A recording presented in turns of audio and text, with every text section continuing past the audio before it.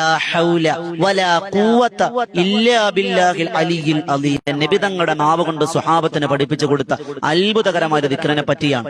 ഒരു വട്ടം ഇത് പറഞ്ഞാൽ റിസ്ഖിൽ ബറക്കത്ത് കിട്ടുമെന്ന് നബിയുനാ റസൂലുള്ളാഹി സ്വല്ലല്ലാഹു അലൈഹി വസല്ലം. രണ്ടാമത്തെ നേട്ടം, ഈ ദിക്ർ ഒരു 101 വട്ടം നിങ്ങൾ ചൊല്ലണം.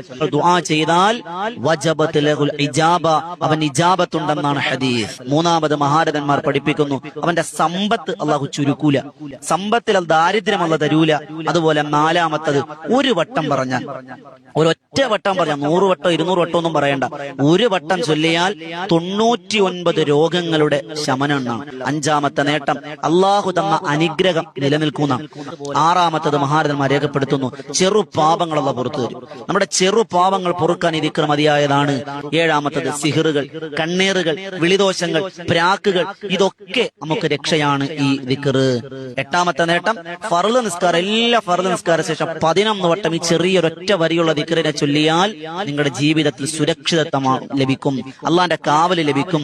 അതുപോലെ 9ാമത്തെ നേട്ടം മഹാരഥന്മാർ രേഖപ്പെടുത്തുന്നു, വീട്ടിൽ നിന്നിറങ്ങുമ്പോൾ ഈ ദിക്ർ ഒരു വട്ടം പറഞ്ഞാൽ തിരിച്ചു വരുന്നത് വരെ നിങ്ങൾ അല്ലാഹു സംരക്ഷണത്തിലായിരിക്കുമെന്ന് നബിയുനാ റസൂലുള്ളാഹി സ്വല്ലല്ലാഹു അലൈഹി വസല്ലം. അതുപോലെ 10ാമത്തെ നേട്ടം മഹാരഥന്മാർ രേഖപ്പെടുത്തുന്നു, സ്വർഗ്ഗത്തിലെ നിധികളിൽപ്പെട്ടതാണെന്ന് നബിയുനാ റസൂലുള്ളാഹി സ്വല്ലല്ലാഹു അലൈഹി വസല്ലം. സും മിൻ കുനൂസിൽ ജന്ന, സ്വർഗീയ നിധികളിൽപ്പെട്ടതാണ്.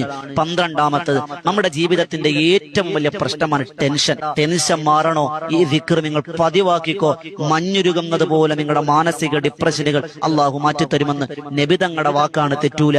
അള്ളാഹു കബൂലാക്കാൻ അനുഗ്രഹിക്കുമാറാകട്ടെ. അതുപോലെ 12ാമത്തെ നേട്ടം മഹാരഥന്മാർ പറയുന്നു, ഉറങ്ങുമ്പോ ഈ ദിക്ർ ഇങ്ങനെ ചൊല്ലി ചൊല്ലി ചൊല്ലി ചൊല്ലി ചൊല്ലി ചൊല്ലി കിടക്കാൻ, അങ്ങ് ഉറങ്ങിപ്പോയി, എണ്ണമൊന്നുമില്ല, ഇങ്ങനെ ചൊല്ലി ചൊല്ലി അങ്ങ് ഉറങ്ങിപ്പോയി. ആ ഉറക്കത്തിൽ നല്ല സ്വപ്നം കാണുമെന്നും ആ കാണുന്ന സ്വപ്നം ഫലിക്കുമെന്നും മഹാരഥന്മാർ.